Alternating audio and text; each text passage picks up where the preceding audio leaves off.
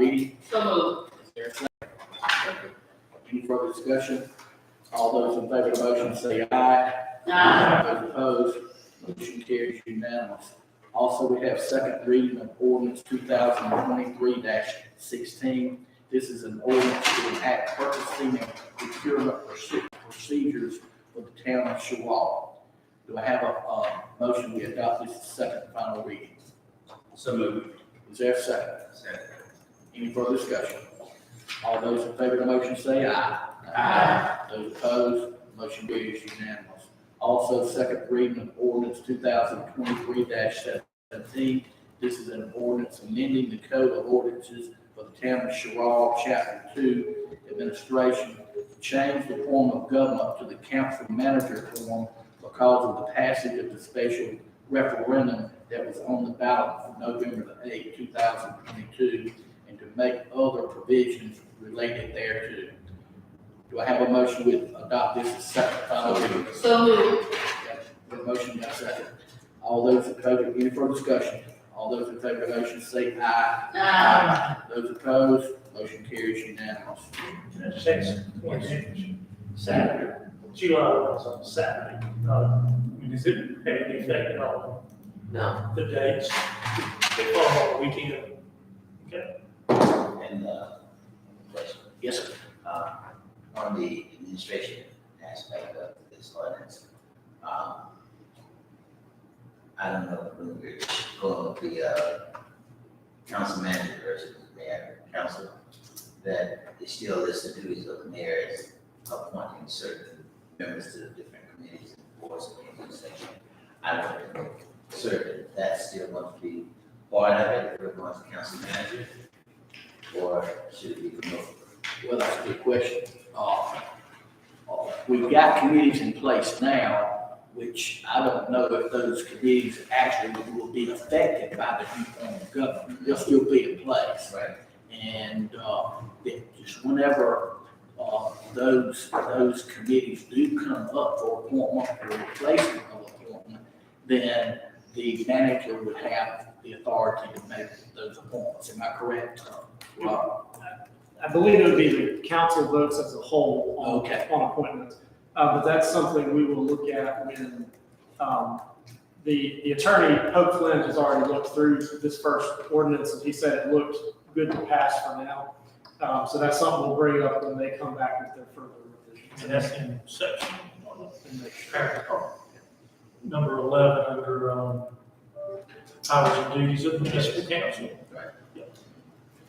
Any other questions? Okay, we'll move on. We have in your packet, first reading of ordinance 2024-01. This is an ordinance to amend the town of Sherrall's official zoning map to rezone a portion of parcel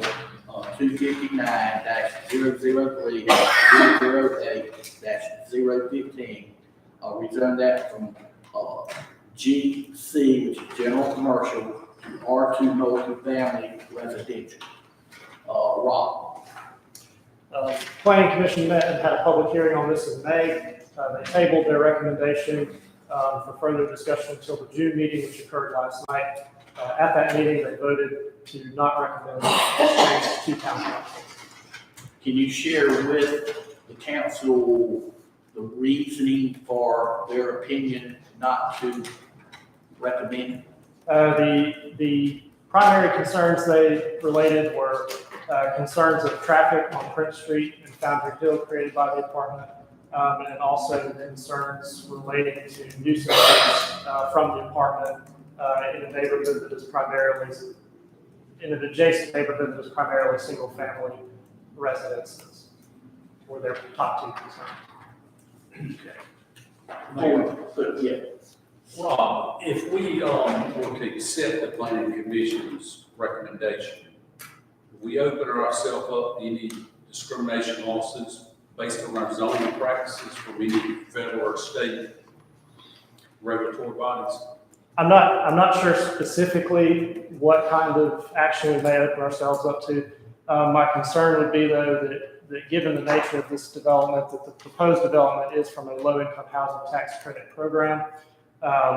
If and it was denied today, but then another developer came 6 months from now and said, I want to put market rate apartments on that property, and they voted to say, yes, we do recommend that change.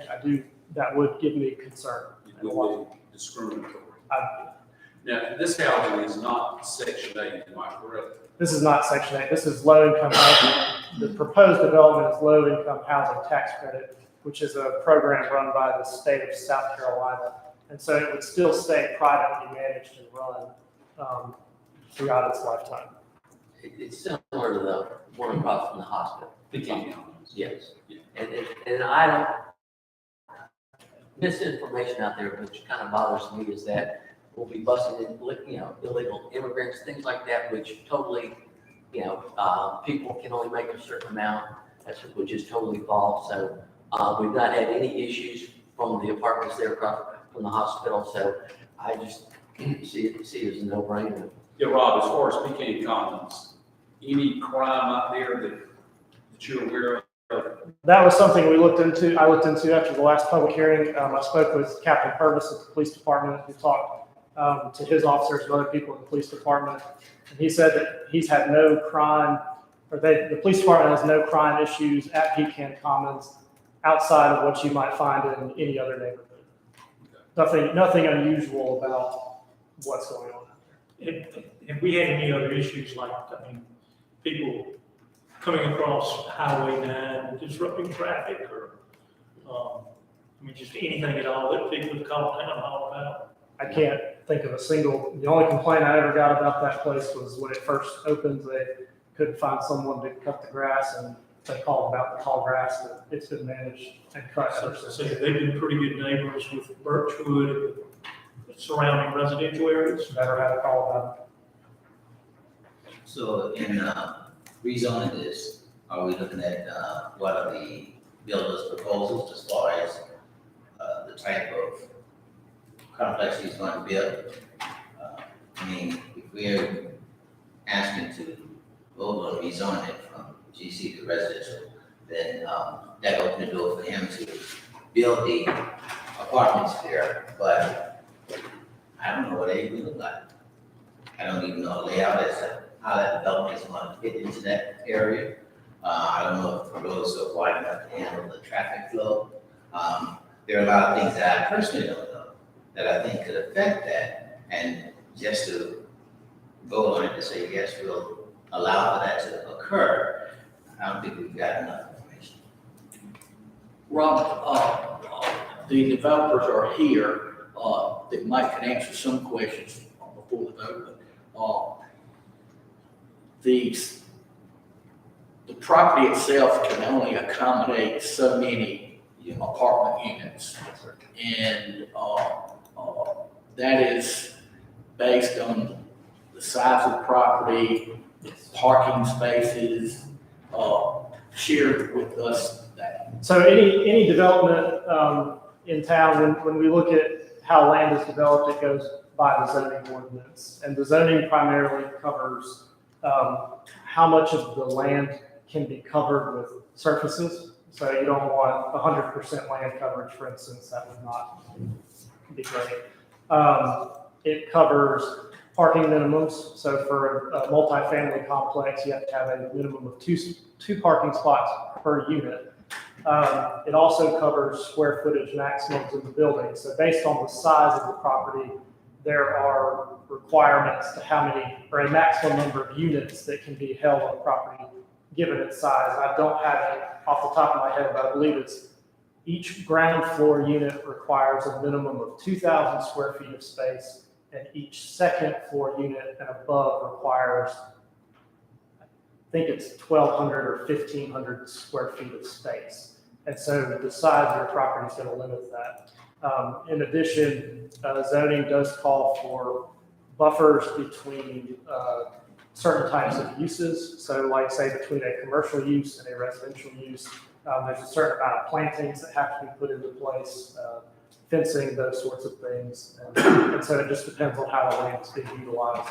But those requirements are in our zoning ordinance. But the zoning, they will have to comply with our zoning ordinance to the T. And as far as codes, obviously they're gonna have to abide by any Yes. code. We don't issue building permits until we have a zoning compliant site plan and architectural engineering plans that are compliant, plus other permits like stormwater, FCDOT encroachments, things of that nature. We require all of that up front.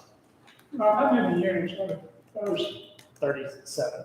And if I'm mistaken, it's 3 stories. And the zoning that would be in place would allow 37 units. As far as, I haven't seen, I need fully engineered plans before I can make final determination, but most likely, yes. And R2 multifamily does allow unit buildings up to 3 stories in height.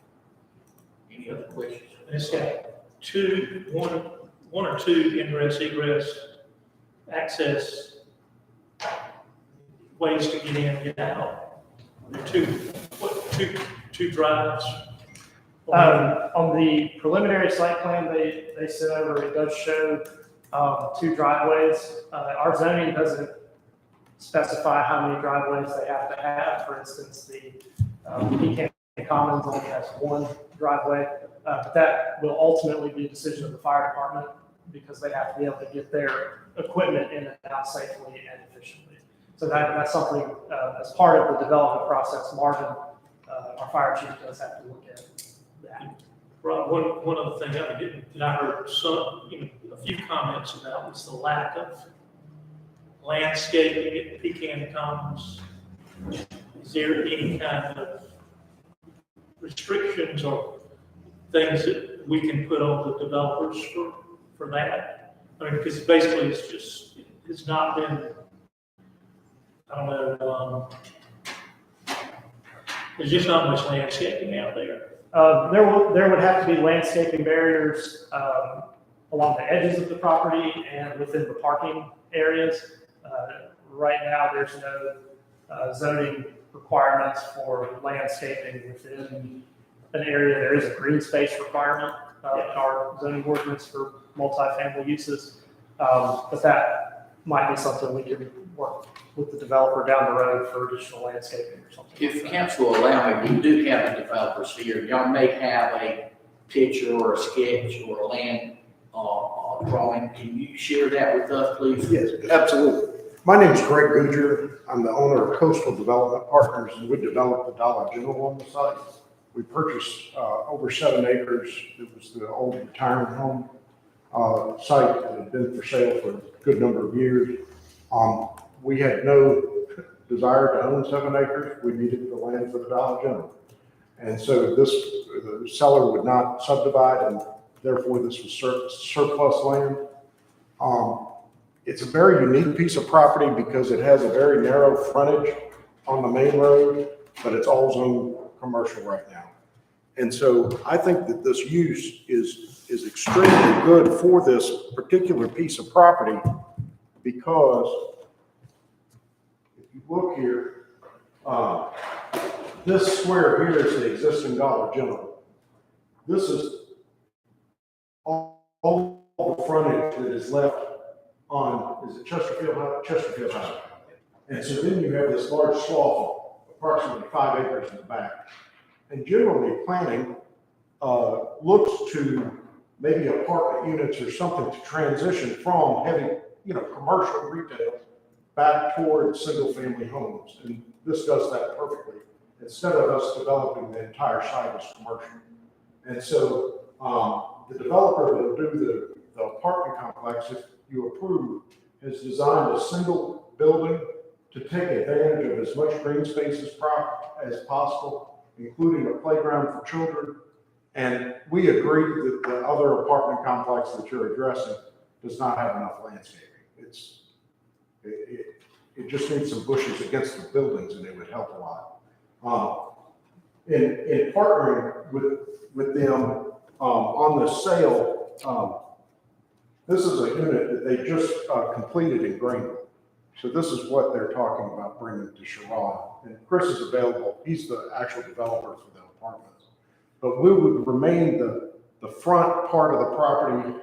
I think it's 1.3 acres is commercial, and would look at alternatives for that. And then, you know, the back would be a good transition, multi-family working its way back to single family.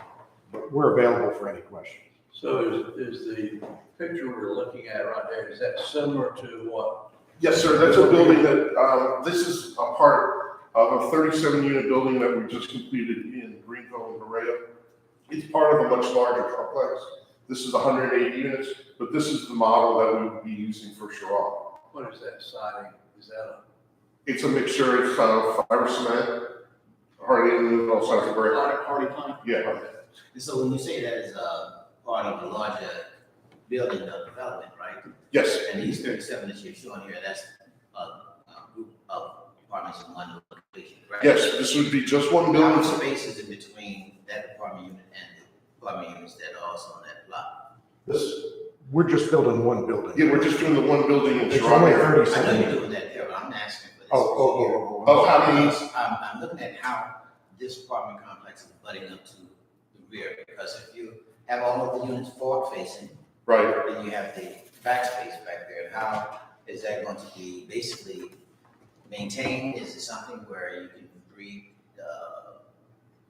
other types of concerns that may develop because you have a bushy area back there that, you know? well, what we projected, normally what we would do, we have multiple buildings like the other property that's here, with a separate community building.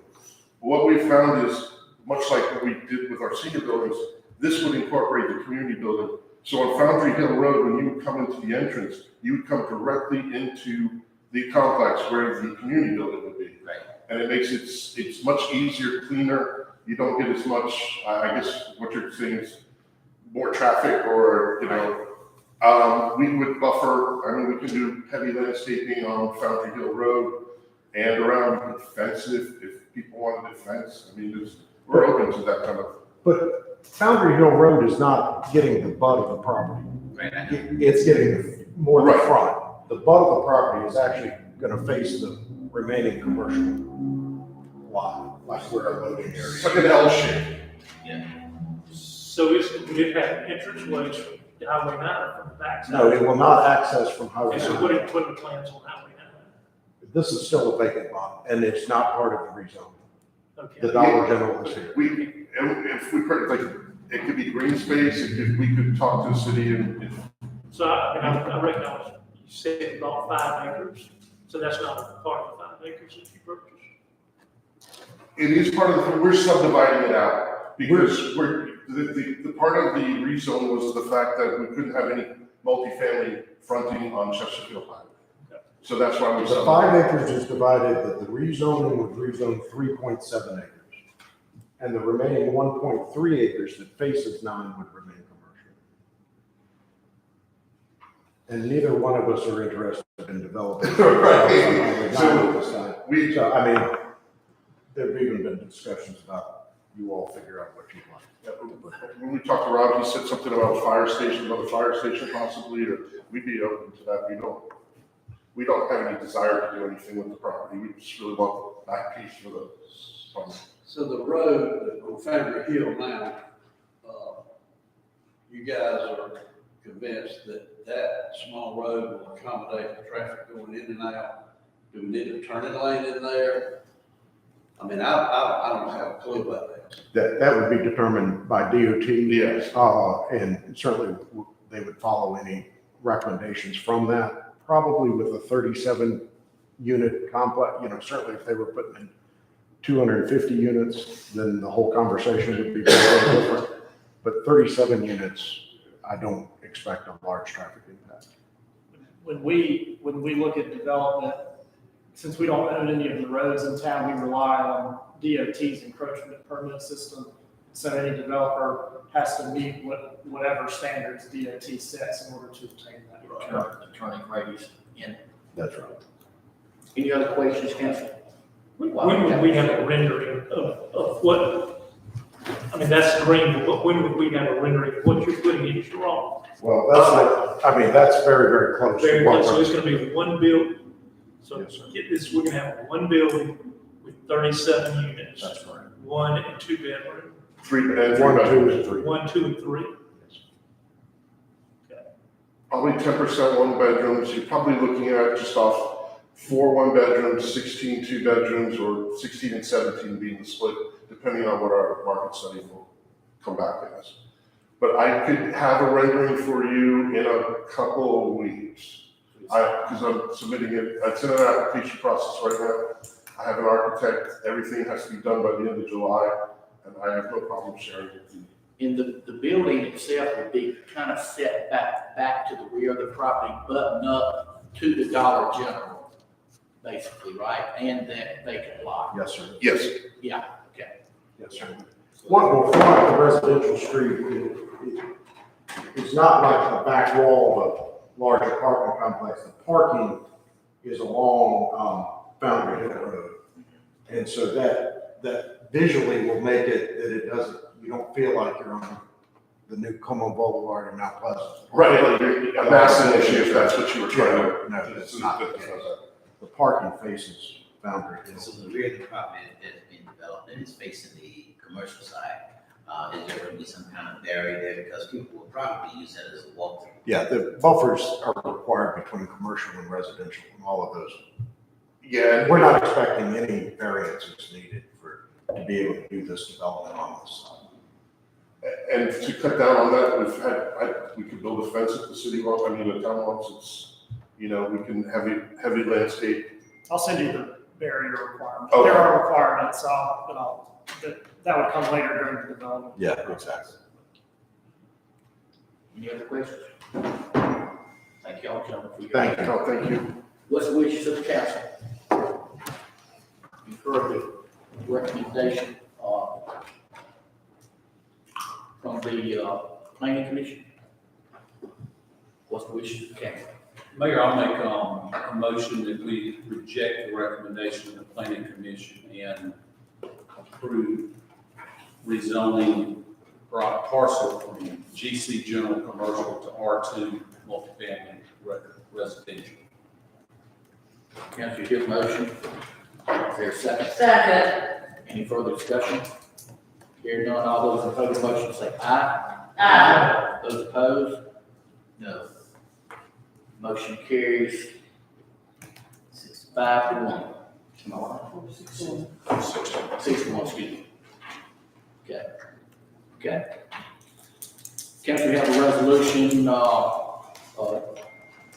11-2023 is a resolution adopting the 2022 PD Regional County Hazardous Mitigation Plan for Shucksville, Darlington, Dillon, Marlboro, and Marion County. Mike? The PDCOG, which is some of the state requirement, and we have to update it. We already have a Shucksville County hazard mitigation plan. And so it's been updated and combined into, instead of having each county, the COG just did put it all into one, of which Shucksville has a section on it, and it's used to help with going after grants and things like that. So it's just something we have to do to disapprove process. Do I have a motion to adopt resolution 11-2023? So moved. Is there a second? Any further discussion? All those in favor of the motion say aye. Aye. Those opposed? Motion carries unanimous. Also, we have a resolution 12-2023. This is a resolution supporting submission of an application by the town of Sherrall to USDA Rural Development Community Facilities Grant Program. Mike? This is to replace the roof at the fire department. From what we gather, it's never been replaced. That building was built in 1982, and it's now leaking, and we're able to get a grant of the total cost that we've received thus far has been like around $80,000, which is, to me, is completely, unrealistic, but we had to have that, so we're applying, and hopefully we can go after a grant that would be $44,825, which means we'd have to have a match of $36,675. We take that out of the town's fire capital reserve fund. So the application will be submitted this week. Council, you hear the recommendation on resolution 12-2023 on the roof and the fire department. Do I have a motion to adopt this resolution? So, Is there a second? Second. Any further discussion? thanks. Yes. But Mike, Mhm. you know, with all the other bids that we've got and the price increases and everything, you know, you think that's an issue with the fire, with the roof on the fire department? No, I think actually we'll get it done cheaper. I mean, I think we put into place, or Rob had contacted somebody that did some work for us and we made sure they put in, you know, instead of being surprised, you know, bidding it out for, you know, 70 or thinking it's and it come back at 100, we're hoping that it'll be a whole lot cheaper, but it's just asphalt shingles. What's the time limit on the grant? Well, it's, The work have to be completed by, it's usually, on these particular grants, it could be 18 to 24 months. So it's usually a 2-year cycle. Any further discussion? All those in favor of the motion say aye. Aye. Those opposed, motion carries unanimous. Also, we have a request to renew the contract with Waste Management. Mike? You know, several months ago, you know, council, we discussed future garbage needs and our current contract with Waste Management expires June 30th of 2024. When we, had been approached by Waste Management about seeing if we could, just go ahead and renew it, Rob did some research and found that where we're currently paying right now, $11.50 some odd cents. We were worried that if we did go out to bid, most bids we thought would come in probably around $20-some. And so council then, so the information council, you asked that we go and try to sit down and negotiate with Waste Management.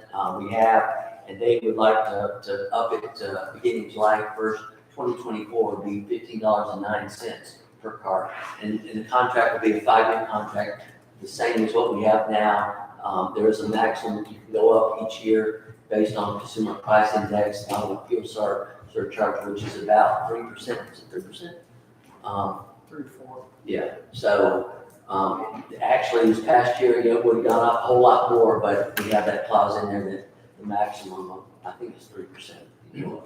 So we're recommending that we go ahead and allow them to do it, because even some of the companies that Rob looked into, the towns, I guess the competitors were not doing a good job. And I even talked to somebody today in another town that had a competitor that they weren't happy with. And hear this, the new rate will not go into effect until next July. July 1st, a year. First of next year. It was still locked in this last year. Yeah. With our. This rate will still go up. I think they're increasing it like 4% is what they're allowed to by contract.